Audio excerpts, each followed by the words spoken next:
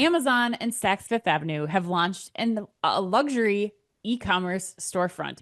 According to Retail Dive, the new shopping section is called Luxury Stores at Amazon.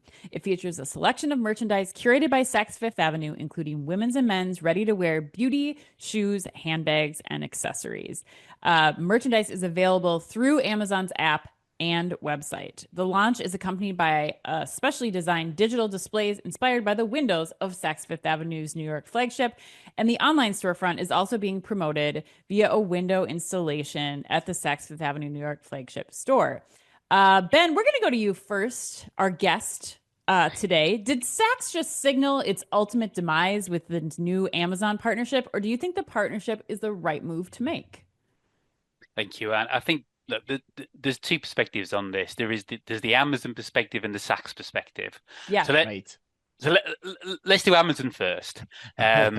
Yeah, okay. So who wouldn't want luxury consumers on the platform? Mm-hmm. You know, high spenders, high net value, high margin goods, and it's something that Amazon has been trying to do for a while. Yeah, they've had these kind of luxury stores since about 2020, and there's been really limited traction to this. And somebody said to me the other day, which really resonated. They were talking about luxury retail, and they said to me, "Look, luxury retail is the game of making people really want things they really don't need," which I thought was great, and that's absolutely not what Amazon is designed for.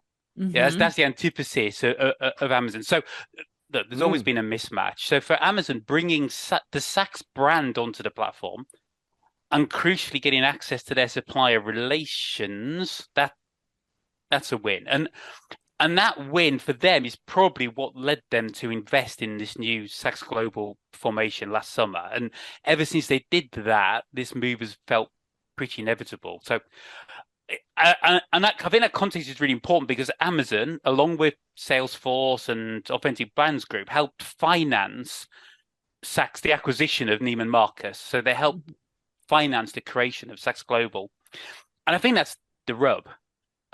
Yeah, really. If you start going from the Saks perspective, there's been so much coverage about this acquisition. We could, I'm sure we could do a podcast series in its own right, but yeah, I think everybody's aware it's not going very well.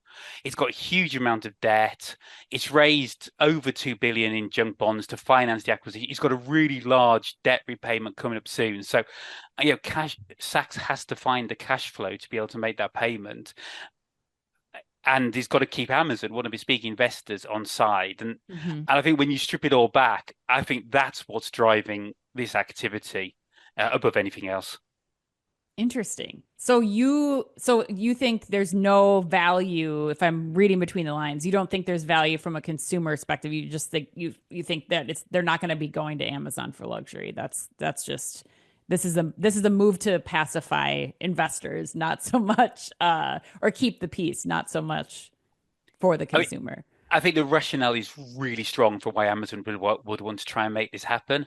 I think it's really challenging to see why from a Saks perspective. Yeah, that makes sense. Chris, where do you land on this? What are your thoughts? Yeah, I mean, a couple of thoughts on what Ben said, and then kind of add my own twist to it too. I think that for Amazon, it's kind of a no-brainer in a way, but I would caution the idea of Amazon being able to get all the brands under the Saks umbrella onto the platform because the brands still have to get permission to sell. And I lived through that at Target when we acquired some high-end cooking online websites with the idea or the premise that we would get access to their brands, which turned out not to be true. We saw the same thing with Moose Jaw and Walmart, the kerfuffle that they had trying to do the same thing. It just doesn't happen that way as much as people want to think that it does.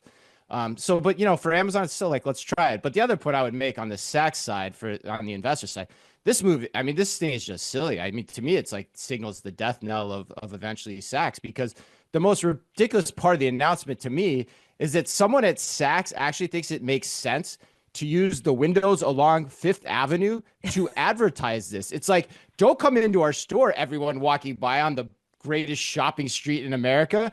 You could just go to get the goods on Amazon. I mean, that is just absolutely asinine when I say that out loud. I mean, you guys have to agree with that, I think. So I don't know. It's driving awareness, right? Like it's awareness to consumers that that now they are available. But the awareness of the death of your business model. Like if people start to do that, your stores are going to become obsoleted that quickly. And so it just goes back to my point again of barring a few exceptions, department stores are the 21st century retail equivalent of the horse and buggy. They're going away, and this is just a further example of it. And man, I think the proof's in the pudding.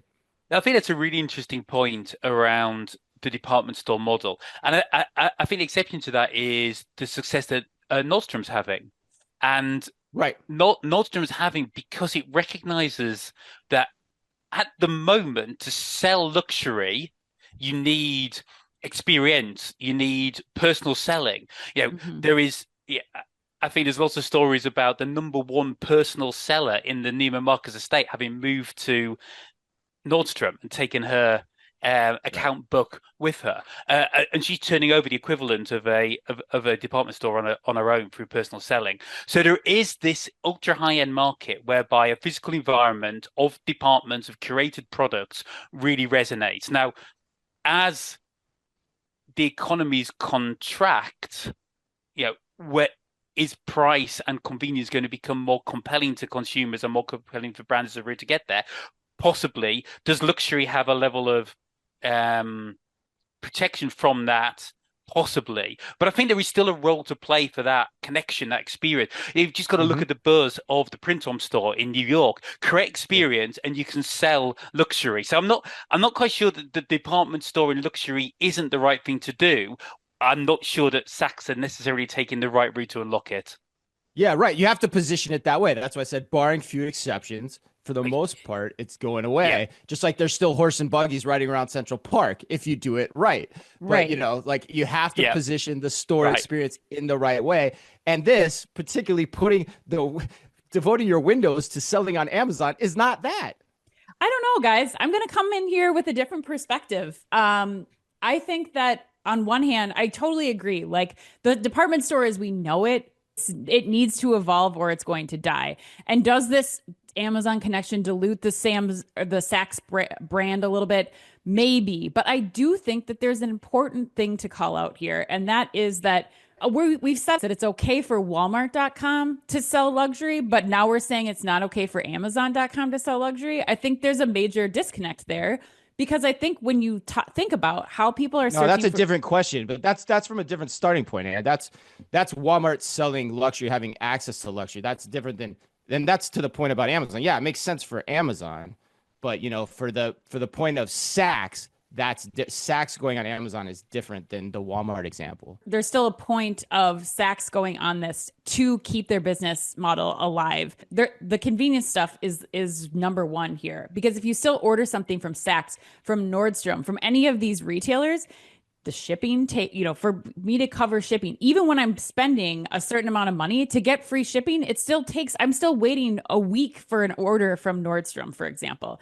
Now I can go on. If I'm a luxury shopper, I've already been in the store. I know what handbag I want. If I want that delivered to me or that dress delivered to me for an event the next day, and I already have all of my Amazon information in there and I can get it in one day, I think there's value to that. And that's not something that with the current Saks model, they're able to deliver on.